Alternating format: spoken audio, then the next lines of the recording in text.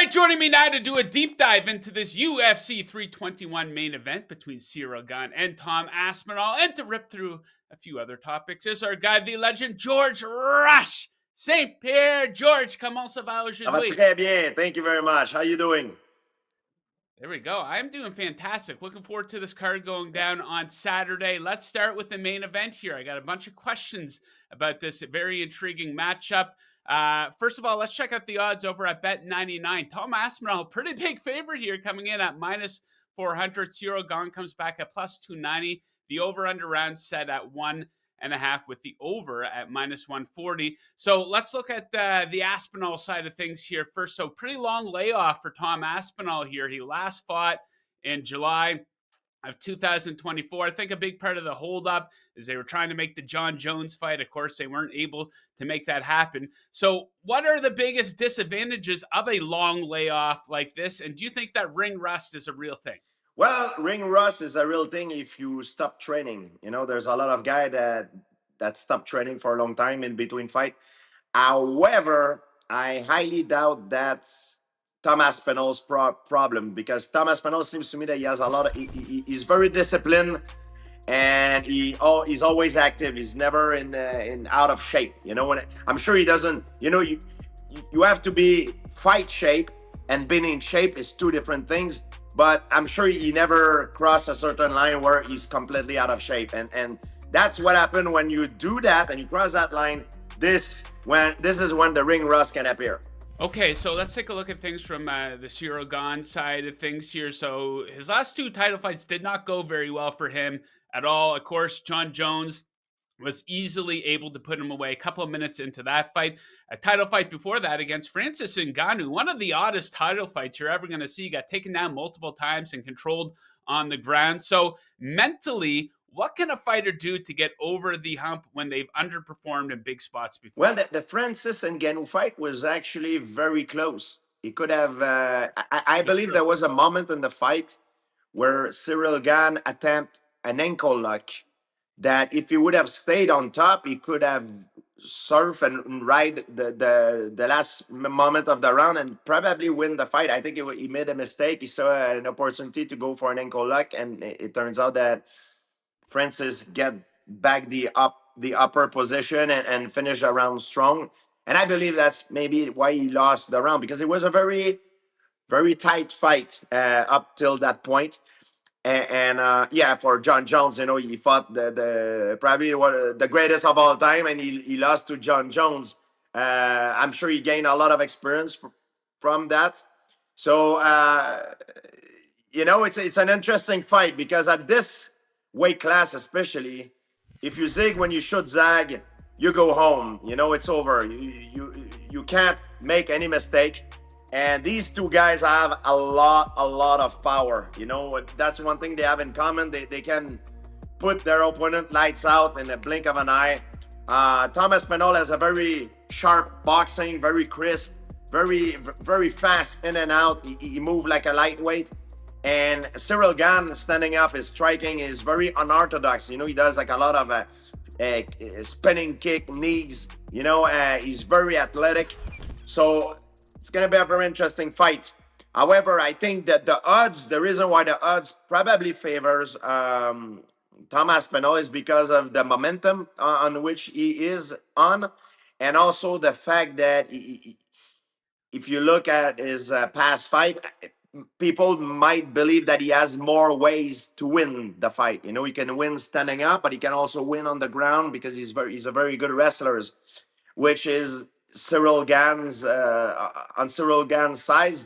Most of his wins are related to because of his striking prowess. So that's maybe the reason why people give Aspinall the edge.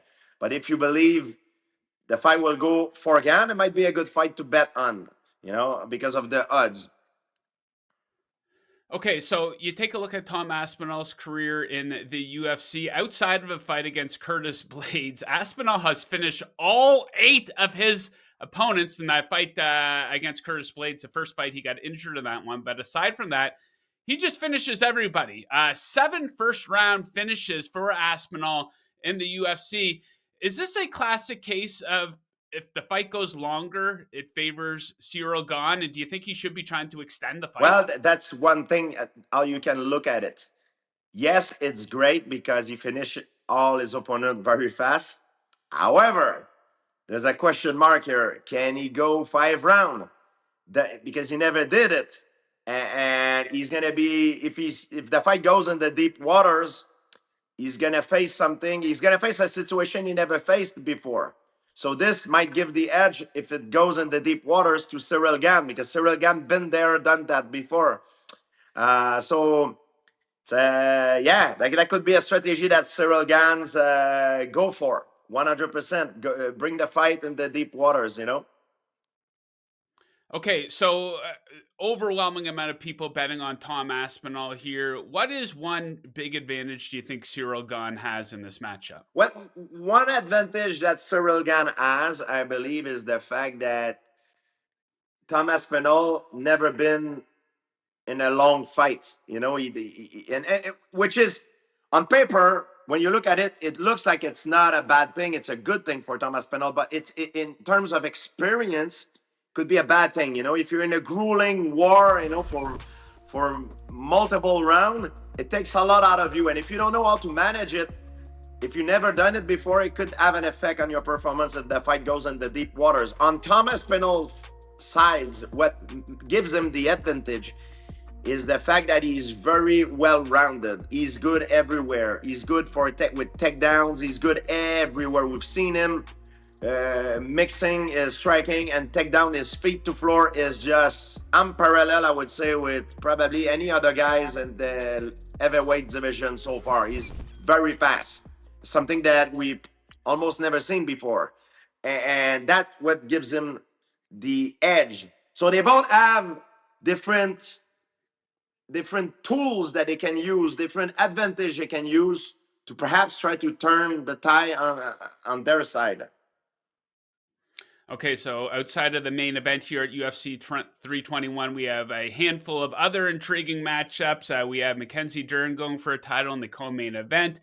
Umar Nurmagomedov returns to the octagon here. He's a big favorite, minus 550 over at Bet99.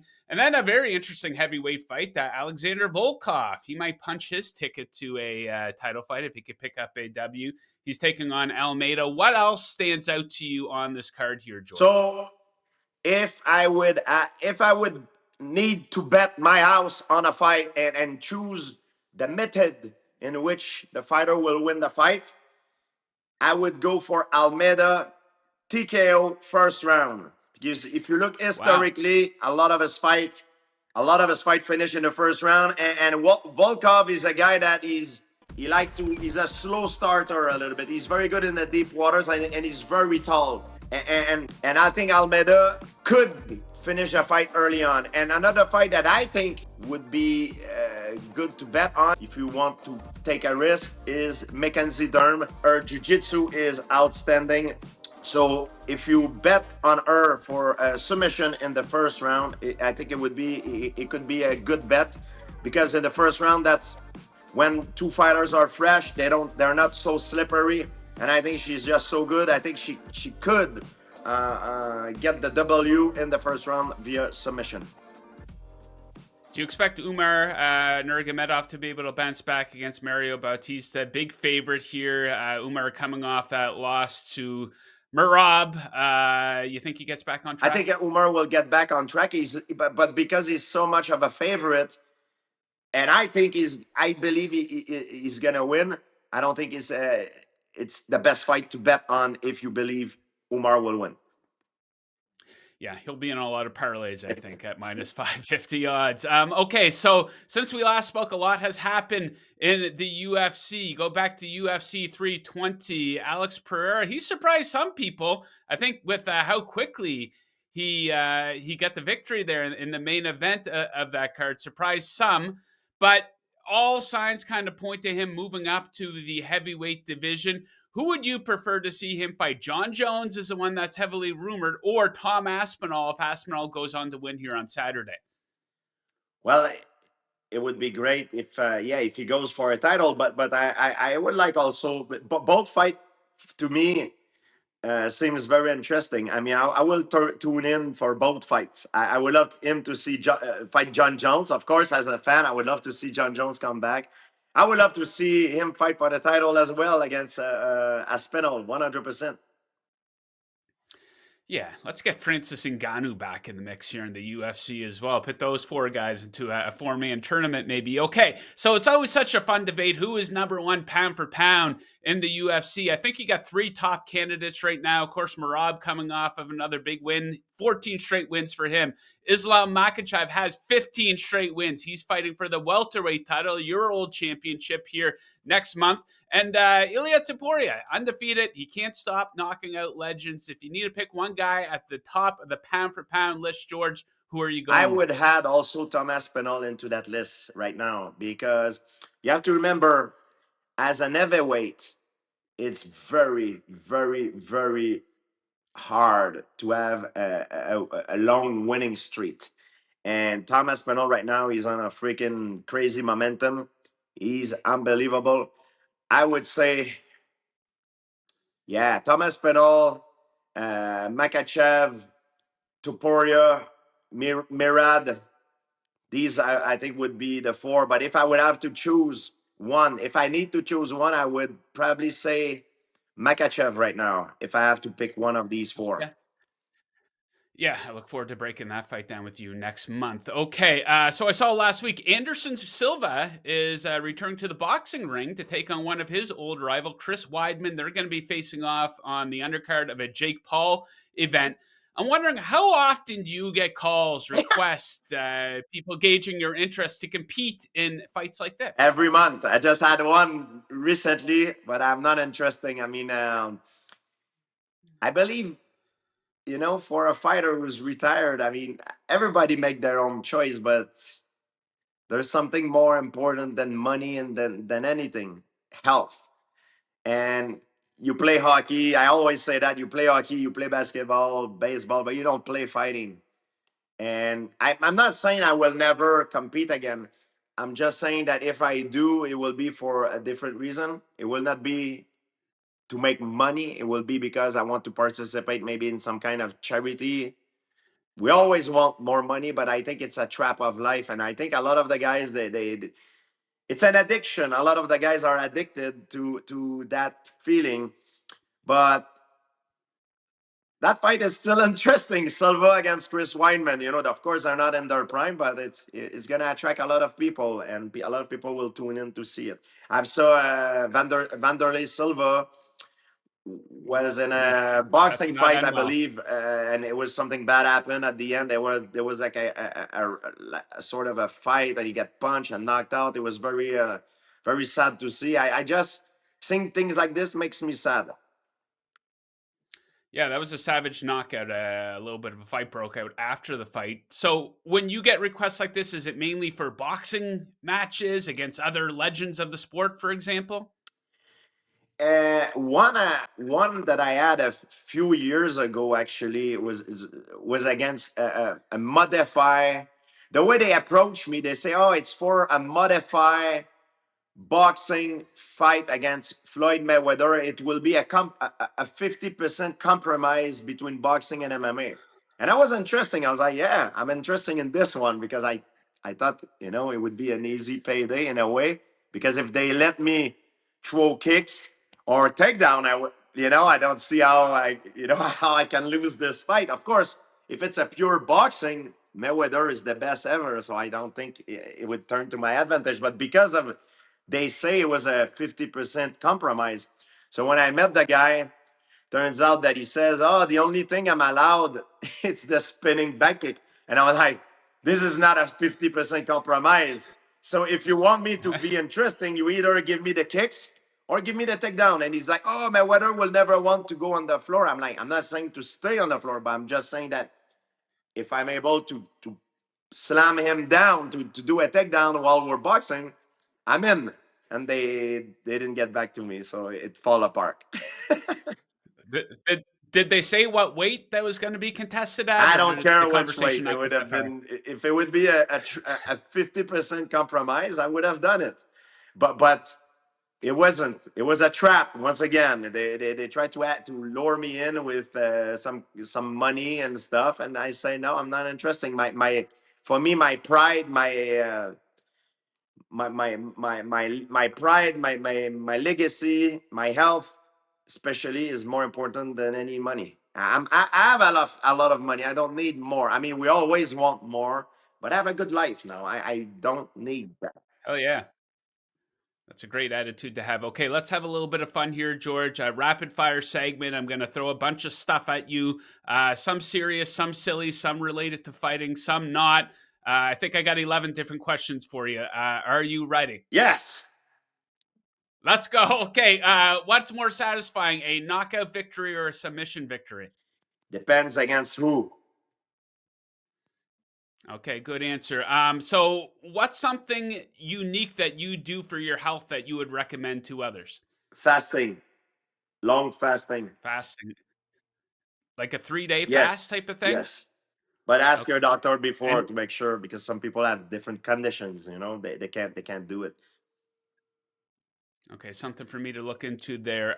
Which former opponent do you get along with the best? There's a few actually. Matt Serra, Michael Bisping, Jake Shield. I got along with a lot of guys that I fought. Dan Hardy is another one, a very nice guy. He came to help me out for one of my training camp. Tons of guys I get along. Pretty much everyone. Nice. That's cool to hear. What's your favorite TV show right now? I just finished watching Chief of War with Jason Momoa. It was good, very good. Yeah, that was good. If you could train with anyone in history, who would it be? It would be Milo. He's a legend from ancient Greece. Apparently, he was the best combat athlete of his time. There's a lot of historian that wrote about him in ancient Greece when pancration, and he was mostly a wrestler, but he was apparently the best athlete of its time. What is the most underrated city or country that you visited? Sweden. I had a lot of fun in Sweden. That was amazing. I had a great time, and I never thought I would have that much fun. Who is the most surprising celebrity fan that you've met? Biggest fan I met. I mean, I went to watch a UFC fight at Arnold Schwarzenegger's house with him, and I spent a What? Christmas Eve to Sylvester Stallone's house. Yeah, I What? met the Terminator and Rocky both. Yeah, Damn, I'm a really big Rocky and I fan. That's also really cool get to get hear. my butt kicked by Jean-Claude Van Damme in a fight scene. So that, and I got choked by Chuck Norris once in a Comic Con. So No yeah, and I got way. beat up also by a Steven Seagal. So my life is pretty complete. I met all my TV idol. Yeah, that's like a who's who of action stars. What's your favorite cheat meal when you're breaking a fast or after a Oh, diet? a cheat meal. It's not really I cheat meal because I eat it all the time. It's chocolate, dessert, everything with chocolate, ice cream, pistachio ice cream. I would say, sorry, pistachio ice cream is my favorite. What was your favorite video game growing up? I love Street Fighter. Yeah, and I was Oh yeah, inspired by Ryu in Street Fighter. With the bandana and the gi. That's why I came in with. He's a karate guy. nice, nice. Yeah, love that one in the arcade back in the day. Okay, if you could recreate your career, who would you have preferred to have fought, Anderson Silva or Khabib? Oh,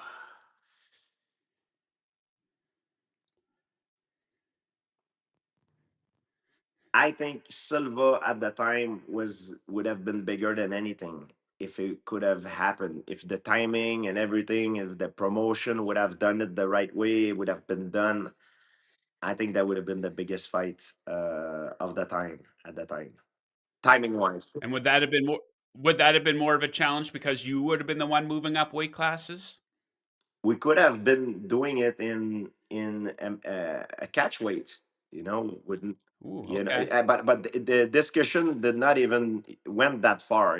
I was it was presented to me once, and it was just a thought. And the problem is, at the time, I was under contract with multiple fight, and if you want me to do something different, give me a different payday. That that I'm taking a risk, so give me something to, you know what I mean. So it was a, they wanted to me to take the fight on my existing contract and going up in weight class, which is, if I fight for a title in a higher weight class, you have to, if I go, if I make a sacrifice too. So you never went that further. And I don't know on Silva's side if he was asked about that fight to go down as a catch weight, or, and at that time I wanted to go catch weight and implement drug testing. It was a lot of different thing that I asked never got back to me. Yeah, that's unfortunate. Last one, and then I want to ask you about a new project that you're working on. Who would play you in a movie about your life? Oh man, that's I think you would need an actor that is very athletic, and I think maybe blue eyes, blonde hair.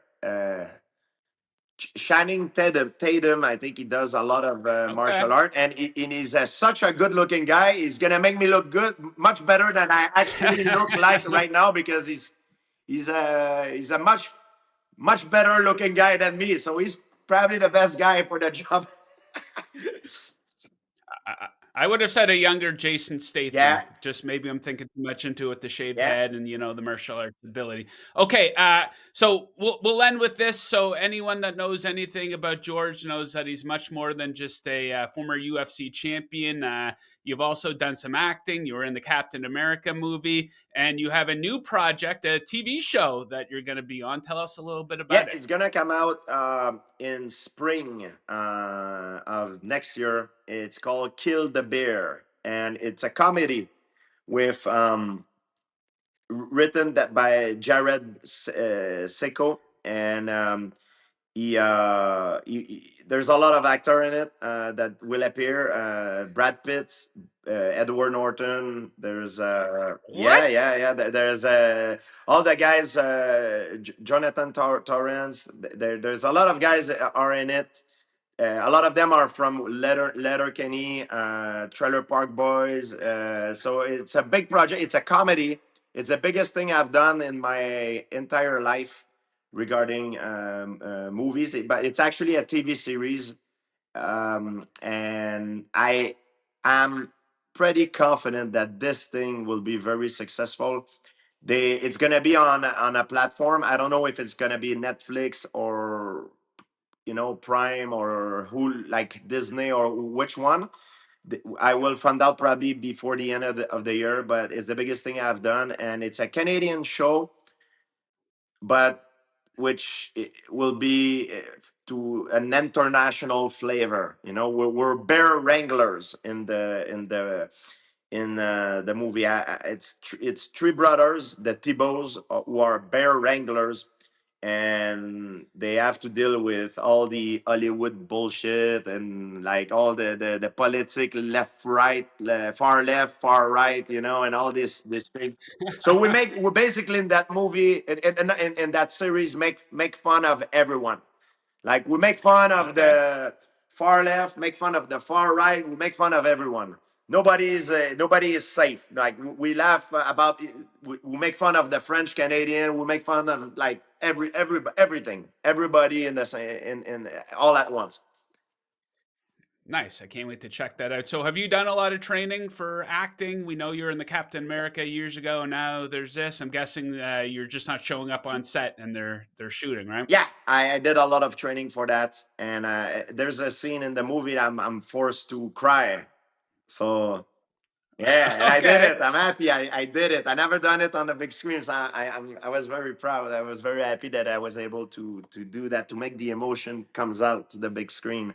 So I've been training very hard in acting, and it was a fun project. I'm very excited for people to see it. Nice. Okay. Well, congrats on that. We can't wait to check that out. George, we'll leave it at that for today. Thank you, as always, for joining. Can't wait to catch up with you again ahead of UFC 322. Enjoy the rest of your day and best of luck with any bets that you're placing over at Bet99. Play responsibly. Yes.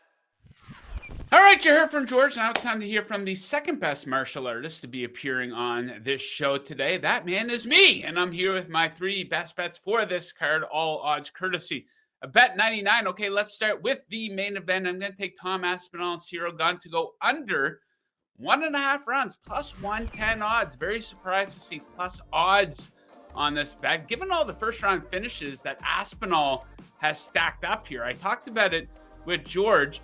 9 career fights in the UFC for Tom Aspinall.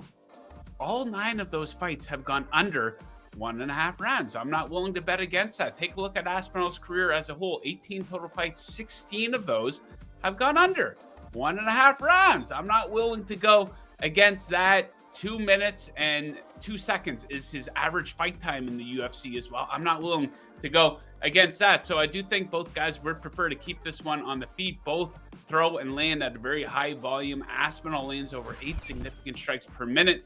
In the UFC, Cyril Gane lands over 5. And this, of course, does leave the door open to an upset as well. Either fighter can win as long as it gets finished inside of a round and a half. So yeah, let's take under with plus odds on this one. Very shocked to see this number. I think excellent value there. Okay, let's drop down to the co-main event. So yeah, I think we're going to see a short fight in the main event. I think in the co-main event, we're going to be in for a longer one. So I'm going to take over 4.5 rounds between Mackenie Dern and Virna Jandiroba. So Jandiroba's been a bit of a decision machine here lately. 5 of her last 6 fights have gone to the scorecard. She is the underdog here. And keep in mind, she's never been finished in her MMA career. She is a black belt in BJJ. Now, I know we all think fantastic BJJ, submission victories for Mackenie Dern. She's going to decision quite a bit here, too. Decision in 6 of her last 8 fights. Striking volume from neither of these ladies is high at all. And the takedown accuracy for both of them kind of stinks here. Not kind of, it really stinks. 33% for Jandiroba, just 17% for Mackenie Dern in the UFC. Very surprised to see that. So I don't see a whole lot happening in the striking department. I think a lot of time is going to be chewed up with tie-ups, pressing against the cage, maybe some chess matches on the ground, if you will. And I think it's all going to lead to a longer fight. So we'll go over 4.5 rounds for that one. And my third best bet, fun-looking heavyweight fight here on the prelims. A lot of fun-looking heavyweight fights on this card. This one, though, the one I'm talking about, is Walter Walker, a.k.a. the Foot Hunter, taking on a man by the name of Louis Sutherland, a.k.a. the Vanilla Gorilla. He's making his UFC debut. For this fight, I'm going to go under 1.5 rounds. Plus odds on this as well, plus 120. So 18 career finishes between these two guys in 28 career fights. Walter Walker, the brother of Johnny, he's red hot. 3 straight first round submission victories. Sutherland, like I said, making his UFC debut. Check him out on YouTube. A very aggressive guy. He's won 2 of his last 3 fights by first round knockout. He has 7 first round knockouts on his resume for his entire career. So 2 ultra aggressive guys here. They're not getting paid by the minute. So I think that one's going to be finished inside the 1.5 rounds. Okay, there you have it. My best bets for the card. Thank you, George, very much for joining today. Thank you for all the viewers for tuning in as well. Make sure you lock in your bets over at Bet99. Enjoy the fights on Saturday, and best of luck with your bets. Woo!